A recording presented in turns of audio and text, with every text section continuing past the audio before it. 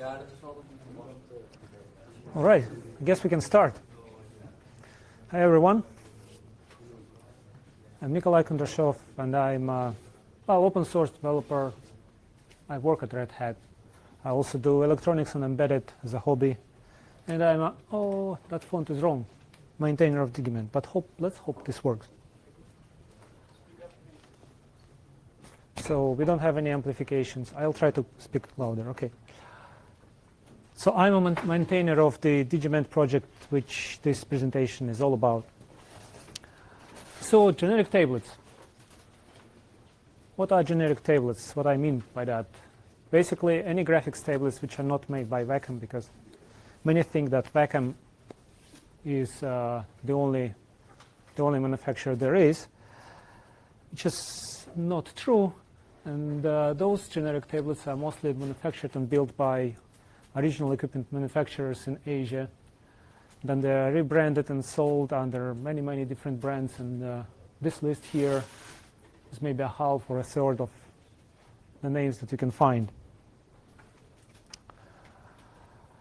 So they can be like very small, barely usable. I don't think anybody produces those small tablets anymore because you can't do much on them except sign something.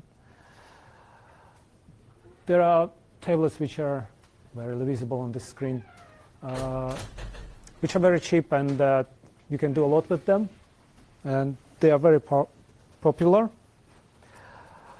There are some curiosities which are experimental, or they're just made in single model and didn't go anywhere from the same manufacturer, like this Baltip series. I think you can only buy it in Japan these days. And it's curious because it has the pen has no battery and it has tilt detection, and I think they are licensing the technology from Wacom. There are also these wireless tablets.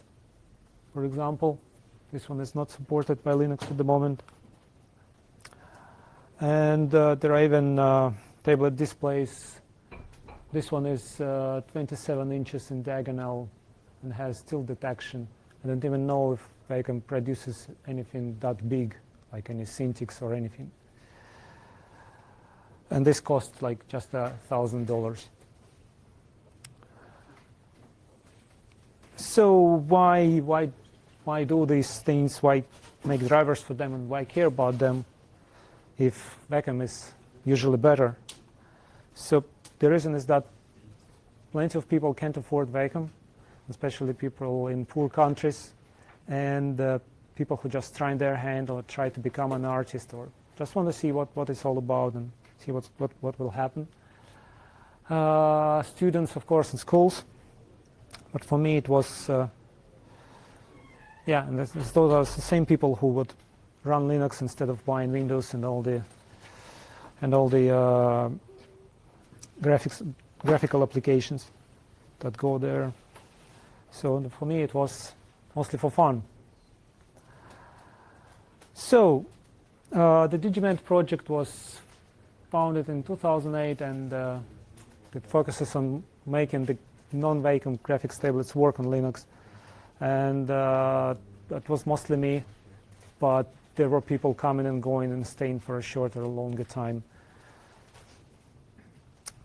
So the story is a bit long one. So I got a present in 2005 for my birthday, and whoever gave me that present checked with the shop assistant if that tablet works on Linux, and the shop assistant said it does. So they gave me that tablet, and obviously it didn't. So I got curious and I browsed the internet a little bit, and I found somebody hacked a APTEC driver to work with Wizard Pen tablets, which are even older than mine, from Genius. It was a student from Czech Republic. And I took a look at it, and I also hacked on it and tried to figure things out, and I made it work with my tablet and a bunch of others, which were very similar. And me and him and a bunch of other people supported that driver for a while. So this was my tablet. But the thing was that basically that driver tried to cope with the garbage that kernel was sending for that tablet, because kernel got confused by by what the tablet told about itself. And this driver still exists, and it's on I think it's an Ubuntu Launchpad right now, and people still try using it, and it still works with some tablets, but these days it wouldn't work with many new tablets very well, I think. So I thought perhaps fixing the kernel would be the right approach, and I created this Digiment project on SourceForge. Then, so looking at the kernel, I saw that and reading the heat spec, I saw that the kernel was some drivers in the kernel was basically just fixing up a little bit the report descriptors, which are supposed to define in which way the tablets report the events. So I thought perhaps I can just, instead of fixing them up a little, just rewrite them. So, and I had to figure out how these report descriptors work, and there were basically no editors for those report descriptors. You had to craft them yourself or use the official report descriptor tool, which is not that good and only works and runs on Windows. It could work on Linux, but it wasn't that good and wasn't obvious. So by doing that tool, I learned a lot about report descriptors and was able to proceed. So I made also a bunch of tools to dump the data from those tablets, and I started hacking on the kernel. So I didn't have the money to buy all those tablets, so I went around the computer shops in my city, and I asked if I can try them with my laptop. So I took some dumps, and I went home, then made drivers, and came back and asked them to try again. So I made a bunch of them working this way, and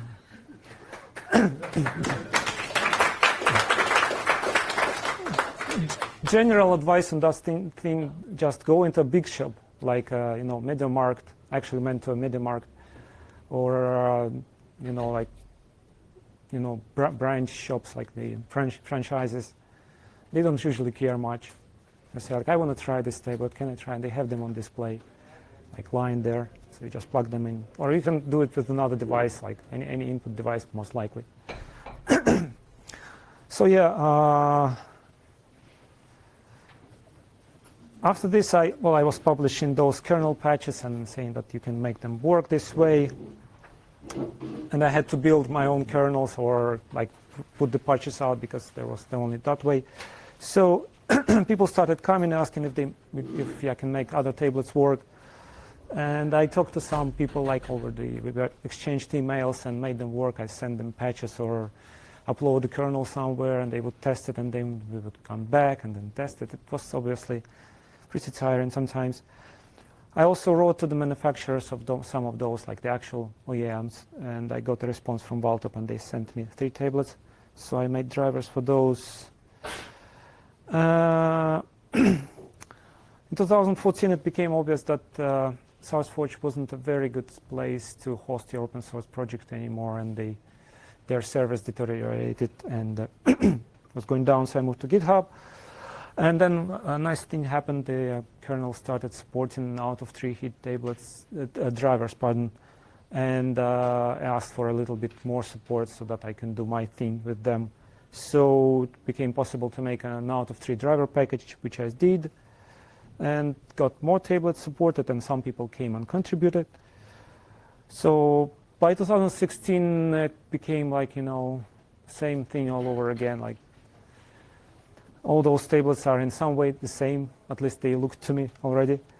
So I decided perhaps I should take my leave from it, and I wrote a bit of a post on the internet and said like, okay, I'm stopping doing this, so if anybody wishes to step in and take over, would be nice, and I can help you.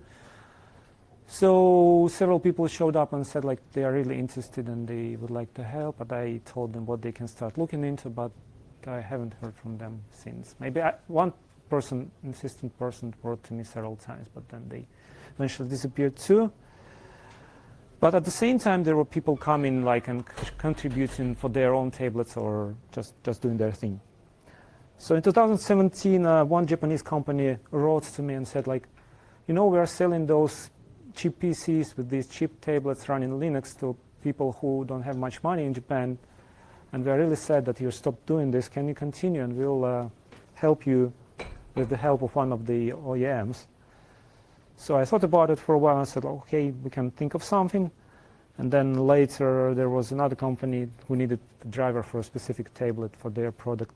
So they also offered, like, they were also agreed to pay me money. And then I thought, well, having money for this work is nice. And I thought maybe I should promote it a little more. So I put up Patreon, and the people started coming and giving me some money. And here I am promoting my project.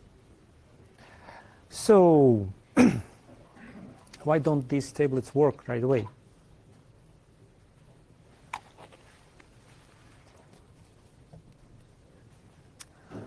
So first of all, most of the manufacturers, they care about Windows only, obviously, and Windows generic human interface device driver doesn't work exactly like the one in Linux. And it's not that good in some respects, I think. The human interface device specification is complex and vague, and it's doesn't help very much people who just want to make a device or write drivers just like from nothing. And OEMs have no time for that, especially those in Asia. They just want to push the devices and make them as good enough to be sold to Windows users. And there's also the idea in the Linux community that Wacom is the only graphics tablet there is. So one of the main things that I noticed regarding the generic HID driver is that those tablets, they often have several report IDs in the report descriptor, and for each report ID they sometimes have similar devices reporting the same data, and Windows apparently has no problem with that, but Linux tries to do its own thing, and it instead of reporting them with the same event code to the user space, they kind of see repeated usage in the report descriptor, and they say, well, we have to separate those, so let's just add some number to the event code and let's report them with some weird event code which doesn't make sense, but we'll get some data to the user space. That's actually what let us in WizardPen driver get that data, but on the other hand, perhaps we wouldn't need that WizardPen driver. Maybe it could be done some other way. Anyway, so to work around that, there is a quirk in the generic HID driver, which is called HID quirk multi-input, which basically creates an event device for each of the report descriptors, for each the report IDs in the report descriptor. And many devices require that fix, and some of the devices were fixed by just adding that quirk to the kernel.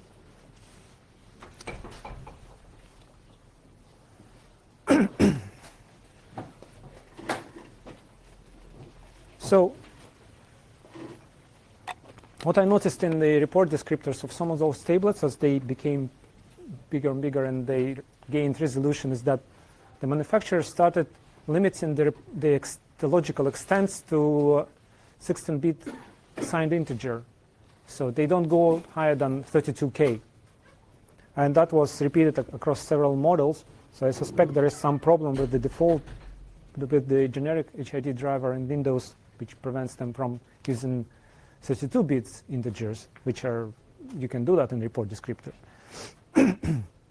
And if you want to have a higher resolution, you will have to, therefore, write a custom driver, because the generic HID driver cannot handle that, apparently.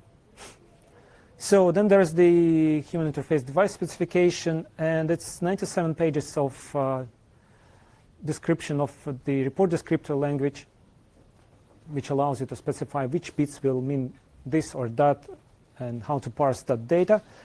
It is rather vague again, and it's you should know how to use it before you can do something with it.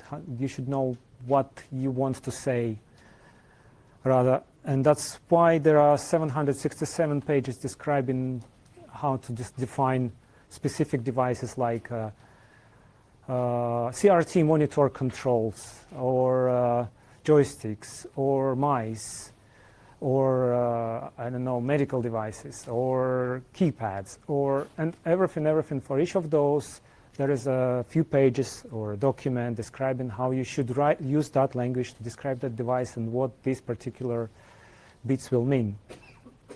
So 8 of those pages define digitizers or graphics tablets, which is not much if you consider that 3 of them are examples of report descriptors.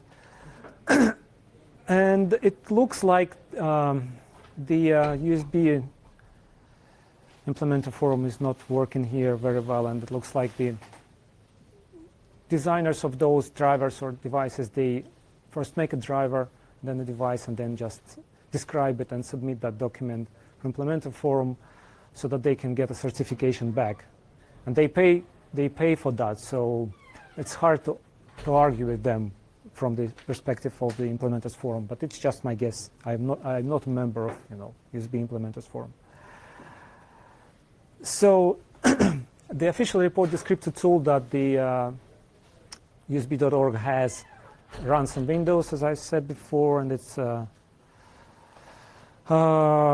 is confusing to use. It doesn't work very well, and there is at least one case where it misinterprets the specification, and it stores the unit exponent incorrectly, and as a result, many devices store it incorrectly in their report descriptors, and now this is a standard de facto, which differs from actual specification. So since the USB Implementers Forum is a consortium of manufacturers of devices, and they are all paying members, and they pat each other on the back to certify those devices, users don't win from that. And implementers, like the third-party implementers of the drivers, have a hard time. So, oh boy, yeah. So these Asian original equipment manufacturers, they have a hard time following all that, and they don't. So, so as I said already, the repeated usages in the same report descriptor under different report IDs is what causing the problem for Linux. Then it's not clear from this HID specification how you should report those buttons on the pen. There is an example with just, I think, 1 button on the pen, but if you have 2, you don't know what to do. And all those tablet manufacturers, they just try to emulate a mouse, so they have 2 buttons on the pen. And one company tries to report it this way, another one that way, which doesn't work very well. Then buttons on the frame of the tablet, they are reported usually as a general purpose keyboard, and when you press a button, the device generates a scan code for the keyboard that says undo is Ctrl Z, and zoom in works in Photoshop for this key and doesn't work on some other one, and change brush is the special key combination in Photoshop again or in some other application. That's all in the default mode without initializing tablets, but this is what they do. And because they don't understand the specification very well, because of the official report descriptor tool being a little broken, there are fun stuff like the coordinates being reported in cubic tera inches in the pen. So yeah, it basically says in the report descriptor cubic tera inches. Tenths of cubic tera inches, but the tenths of cubic tera inches, that comes from the report descriptor tool, and cubic inches is basically, they thought maybe that makes sense, I don't know. I think they tried to scale the units somehow, and something worked. And but then some people just give up and they say, oh, I don't care about report descriptors, just stuff it with vendor usages, vendor stuff, and everything. They just don't make sense to HID driver at all. And then, yeah, there's some more. So tablets in the default mode, when you plug your tablet in, they become crippled or useless because they require initialization to get the full resolution, to get the buttons reported not as scan codes but as generic buttons. And you can some of those manufacturers, they use some sane methods like send a feature report, that at least something that would be according to HID specification. But some others like UC Logic, you have to request a string descriptor, and in response you get binary data instead of a string, and in that binary data you have the tablet logical extents, resolution, number of buttons, and all that stuff, and you can request other string descriptors and you get model numbers and something like that. And also when you get the report descriptor with the parameters, you somehow enable the tablet in the fully functional mode. And after you, some of those tables, after you initialize them, they start reporting the full data and everything, but it is no longer in the format which would be suitable for describing with the report descriptor. So it's not any longer according to HID specification. So the mentality of Wacom is the only graphics tablet leads to people not testing any other tablets, and I've seen applications, toolkits, and drivers getting broken over time in various aspects with those tablets.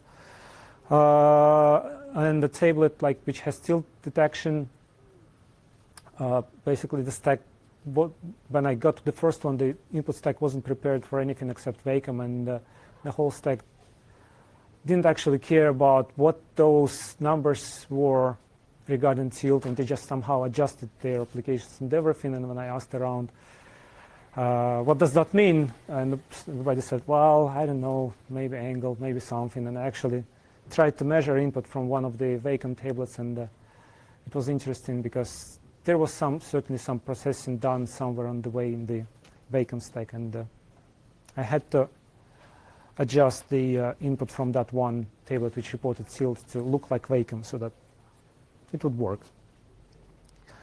Then there is this GNOME Wacom tablet configuration tool, and already by the name you know where that is going.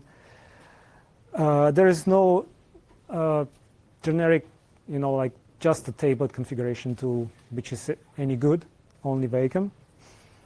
And another problem with it is that it uses Sleep Wacom, which doesn't want to work with tablets that just come through the door and say, hi, I'm the new tablet. You have to add an entry to the library database so that it would recognize the tablet and allow you to configure it. Even if you use the Wacom driver on top of the kernel driver, like the Wacom Xwork driver, it will still say, I don't know anything, there is no tablet connected.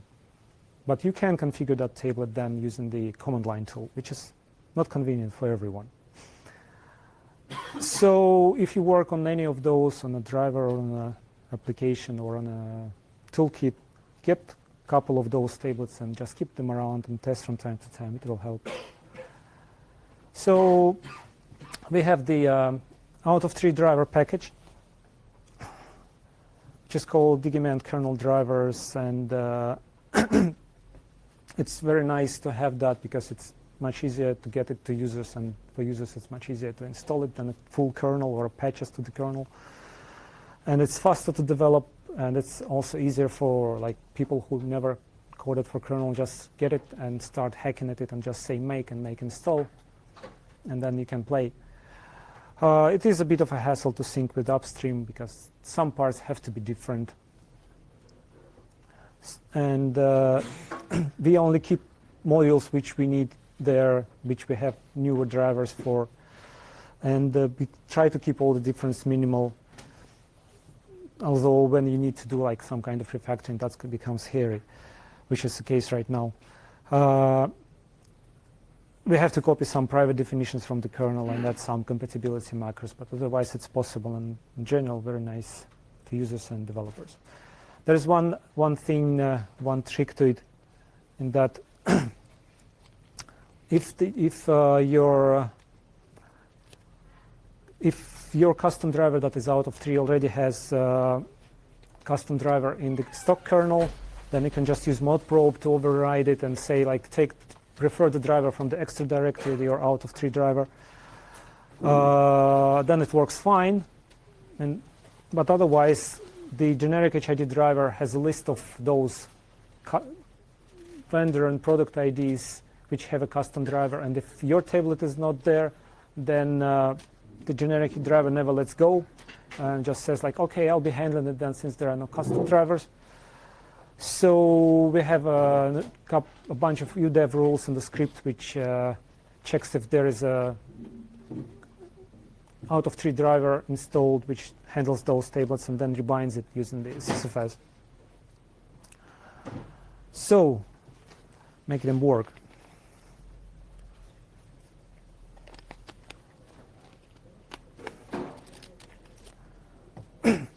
I obviously cannot describe all the ways which you can go to make your tablet work or somebody else's tablet work, but this is one general way which might work in many cases.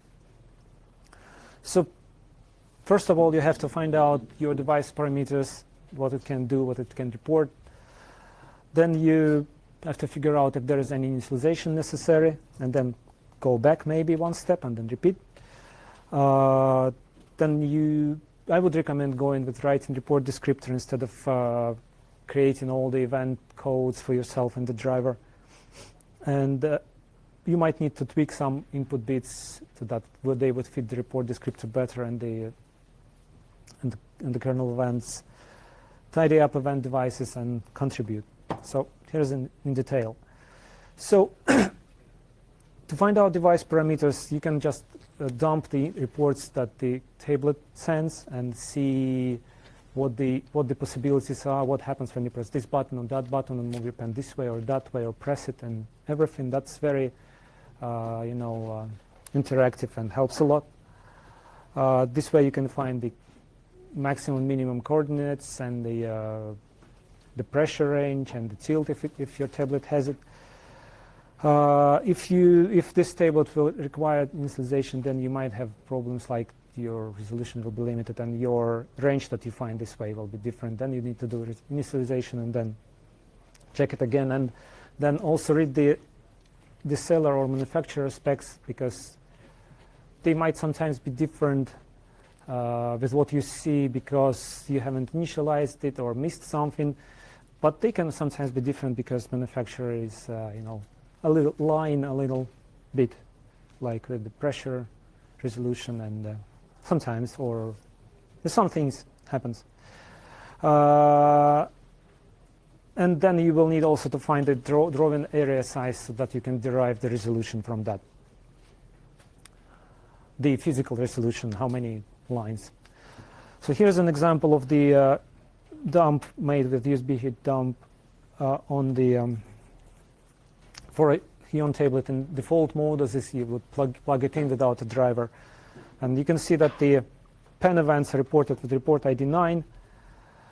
And there are buttons reported. It's like this one here, if you can see. One here is basically meaning that it's the pen tip is on the tablet and touching and pressing, but there is no proximity bit. Tablet basically doesn't say when pen comes close to the tablet, and the tablet can start reporting valid data. And that is important for many drivers right now. Earlier, the graphics stack and the whole input stack used to work with tablets without proximity reports, but nowadays I hear reports that it doesn't work anymore. Okay, something got messed up here. But okay, so you can see there are X coordinates, Y coordinates, and the pressure. That is pretty easy, but you have to remember that this is all little endian, so the lowest byte comes first. So if your tablet already reports everything you need, you might not need to do any initialization, and you just need to check if you have the resolution and frame controls reported the way you want them to make your driver. But if not, many tablets nowadays are made using USlogic chipsets, and it's a good bet to try the USlogic probe tool from our GitHub organization. And if it gives you any meaningful results, and if you see that the reports change after you run this tool, that means you're in luck. And if that doesn't happen, you can try the Valtip and Kai methods, which I haven't seen quite a while, so probably they are not used anymore by anybody. Otherwise, you will have to see the USB traffic from the Windows driver and try to figure out what's going on, what of those requests are initializing the tablet. So after initialization, it's looking a bit better. After initialization, you might see completely different, well, slightly different picture in this case. You see, for example, for another Hion tablet, but it's similar for many of them. You see that the report ID has changed. You see that the coordinates can get another extents, like go higher, and you can see in this case that there now is a proximity report here when the pen goes out of proximity. So this here, the person lifted the pen, so this button got released, but then they removed it from the tablet completely, and this changed. But in this case, the proximity bit goes 1 when you remove the pen. So it's kind of inverted. And it's, I think it's against what the HID specs describe. So next, I would suggest, if useLogic probe worked, then quite likely you will not need to write any report descriptors, because in the current driver we generate our own report descriptors based on the parameters that you retrieved from the tablet. You will just need to add your tablet to the list of the proper place in the big case statement. Otherwise, you will probably need to learn a little bit about report descriptor language and read the spec, and also look at the report descriptors that we have in our tablet database repository, and look at them in the kernel as well. So they will give you some idea what you can write there. You can use either dconvert or some similar tool, of which there are many now, to make your own report descriptor, and then you can use the report fixup handler in the kernel driver to feed that report descriptor to the generic hit driver. So you can go from the report descriptor which you got from the tablet and dump it with USB hit dump, or you can get that from the syskernel debug tree for hit devices as well. This, if you're using dconvert, you can convert it to XML. Sorry about that, but it's currently the one two-way format that HID supports. Then you edit the report descriptor the way you need it to work and convert it to code and paste that into your C file. So sometimes you might need to tweak the input bits. For example, some tablets can report garbage when you remove the pen from the surface far enough, or for the pressure fields, or some of the tables can start reporting the data in the way which is incompatible with HID specification. You can't write a report descriptor for that. So one way that we did before was to create an extra report descriptor and then change the report ID on the fly, so that kernel thinks that there is a separate report ID, and then we can write a separate piece of report descriptor for that. Or if in the case of Altop series we needed to translate the tilt reports, and that's where you can do it. Or like invert that in range bit that we just saw. So it would be nice to users if you could, for example, mask out the interfaces that don't produce anything. Some tables have like 2 or 3 interfaces, but actually use only 1 or 2. Maybe those other interfaces are for something else, which we didn't figure out. But then if you leave them be, they will create an input device which never produces anything, and then users get confused. So if you return InnoDev for those devices in the probe handler, then that device will not appear. Then you can modify device names, event device names in the input configured handler, which we do for useLogic tablets, so that your device names will correspond to what they represent, like here. So it can look like this. So user opens GIMP or any other application, and he sees a bunch of input devices named like this. And which of those will be pen, you don't know. They'll have to go through and click all of them and figure out which one will work. and then some of the application got confused. They tried to match the device by name, I think it was at some point. So if you mask some of them out and then use that handler to add a little bit of clarification to the device, that would be of much help.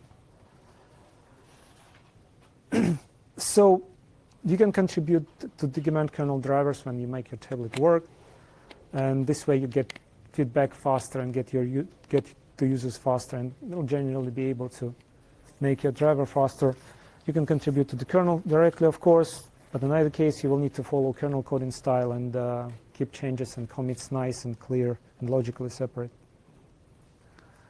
So, and there are those little thingies on the tablet, and I had users ask me many times, these don't work, or how do I make them work? So normally those are not actual buttons there. It's just an area on the tablet which the Windows driver sometimes can handle and like emulate shortcuts in Windows to make that work, or let you assign some shortcuts to that.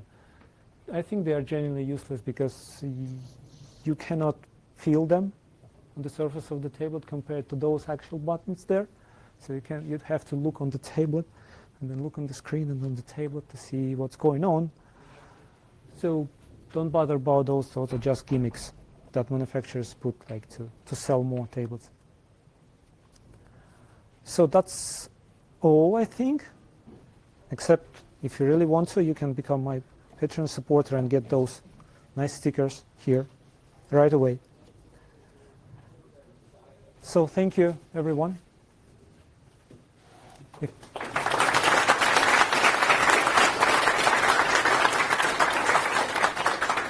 Any questions? Yes? Do you actually have time to use those tablets by yourself, or is it only coding to make them work? No, I used my tablet several times after I made the driver work, and I tried to draw, but I'm not a professional artist or anything. So I found making drivers more interesting. Yes?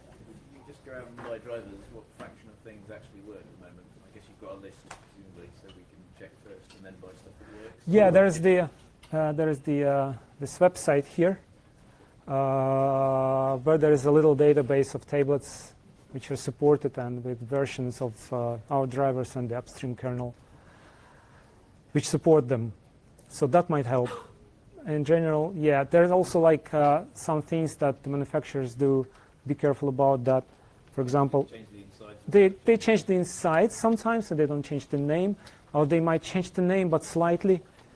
Like Huion recently released a new line of tablets which changed the protocol in a quite a noticeable way, and the initialization sequence. So, and they added to the names like plus or 2048 or something like that, otherwise leaving the name the same, and lots of people got confused. And there's work that needs to be done, and people come and ask for those tablets to work all the time. Anybody else? Yes? Not from my own, but it's all about USB tablets. Do you have any experience with serial tablets? I think that by the time I started, these other tablets were already quite dead. So I had a few people come and ask me about serial tablets when I started, but afterwards nobody came. So I got one in my loft. I never managed to make it work.